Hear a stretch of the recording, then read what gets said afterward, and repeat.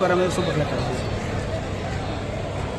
લાંબા ટાઈમ પછી ધીમે ધીમે જે માતાજીના શરણોમાં જે આવતું દોન છે એ પણ આ કરતા સરકારના કરતા મારફતે ક્યાંક ને ક્યાંક મોટે ભાગે ભ્રષ્ટાચાર કરવામાં આવ્યો.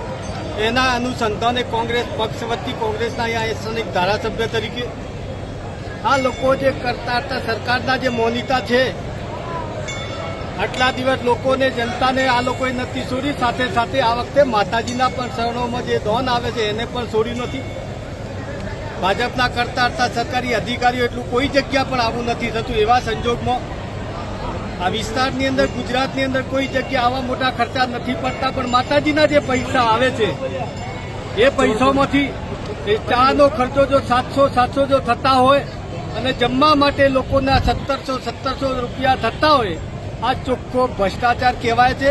એના વિરોધમાં સ્થાનિક ધારાસભ્ય તરીકે અમારા કોંગ્રેસ પક્ષના સર્વે સાથે રહીને આ ખોટો ઉપયોગ કર્યો છે, ખોટો ભ્રષ્ટાચાર કર્યો છે, એના વિરોધમાં અમે આજે આવેદનપત્ર આપ્યું છે ને માતાજીના આ રીતે કોઈ પણ જગ્યાએ આવા ભ્રષ્ટાચાર ખોટો ખર્ચો ના થાય એના માટે અમે ઉજાગર કરવા માટે આજે આવેદનપત્ર આપવામાં આવ્યું છે. સર, તમે સ્થાનિક એમએલએ છો તો 11 વર્ષમાં આપે કેટલા ઓડિટના રિપોર્ટ ચેક કર્યા છે ખરા અંબાજી દેવસ્થાન ટ્રસ્ટના?